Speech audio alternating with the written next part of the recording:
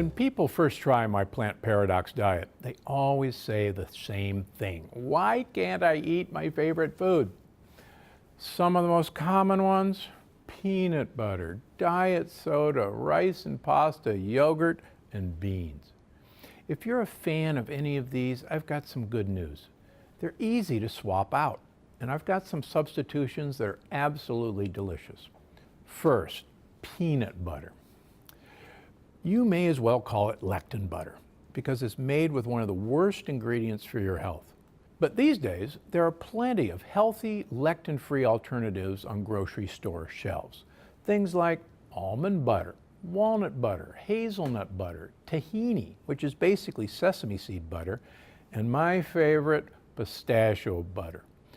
Just make sure to avoid cashew or sunflower seed butter. They're both pretty common. And if you want almond or walnut butter to taste a little peanuttier, I've got a trick. Whisk in a couple of drops of coconut aminos to boost the savory flavor. Now, let's talk about diet soda. At first, this was a hard one for me. I was a huge Diet Coke addict. Now, I'm not going to tell you how terrible diet soda is for your health. At this point, you better already know. But if you want a refresher, there are a couple of good videos right here on my YouTube channel. Maybe you saw the one where I share my favorite soda hack, my balsamic vinegar soda. Just in case, I put a link to it on the description below. It's a great alternative, but it's not the only one. If you're dying for something fruity, make an infused water or an infused sparkling water if you find yourself craving bubbles. I use lemon and orange slices, and even some fresh berries. And for a really special treat, you can look for sodas that are sweetened only with stevia. Now, they shouldn't be an everyday thing, but if you've got a craving you just can't beat, and you've tried everything else, it might help. Next up, rice and pasta. Good news, carb lovers, there are about 1 million substitutes for both rice and pasta, and some of the swaps are more flavorful than the originals. I love Capello's pasta made from almond flour and tapioca flour. You can find it in the gluten-free frozen food section of Whole Foods and other stores. Now, you already know about one of my other favorites, Miracle Noodles. And good news, they make Miracle Rice too. And if you're looking for ways to use them, check out the recipes section in the Plant Paradox, or the recipe videos here on my YouTube page. Of course, not everyone loves Miracle Noodles as much as I do, but they're not your only option. You can use millet or sorghum in place of rice, or even cauliflower rice, which is hugely popular right now.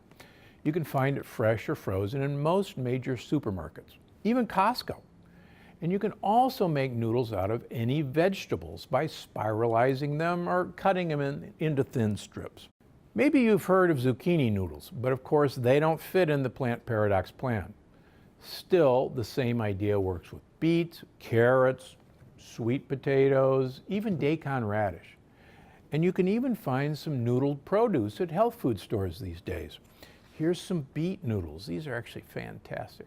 Fourth, yogurt. Even Greek yogurt is off the plan.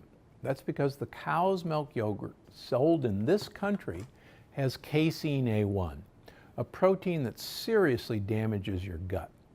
And for a lot of people, that's a problem because it's their go-to healthy breakfast item. If you're one of those people who needs to have a yogurt for breakfast, what can you do? Go to the regular old yogurt section in your grocery store and look for goat's milk yogurt or sheep's milk yogurt, or if you're in the mood for a vegan option, almond or coconut yogurt.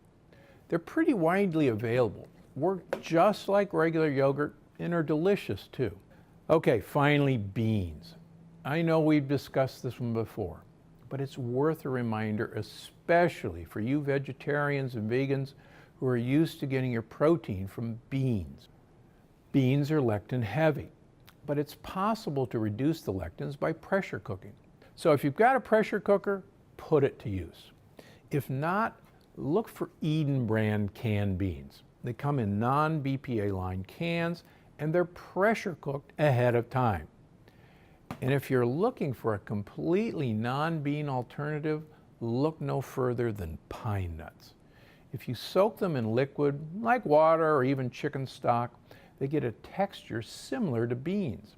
In fact, pine nuts cooked into a traditional chili have almost the exact same texture as beans. And there you have it. 5 of my favorite plant paradox friendly substitutions.